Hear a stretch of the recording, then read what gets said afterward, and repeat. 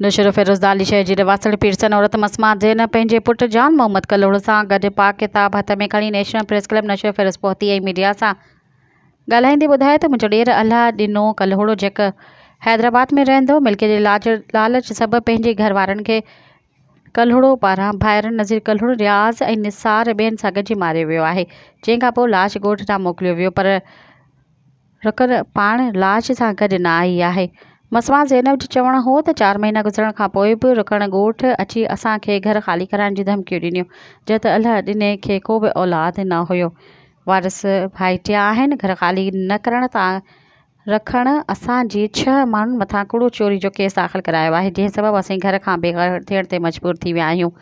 हुननि IG Sindh DIG शहीद Benazirabad session जज नौशर फिरोज़ ॿिनि वारनि इदारनि खां अपील कई त मामले जी जांच करे असल हक़ीक़त साम्हूं आंदी वञे। मसमात ज़ैनब ख़बरदार कयो त जेकॾहिं इंसाफ़ न मिलियो त SSP ऑफिस ॾाढो धरणो कयो वेंदो।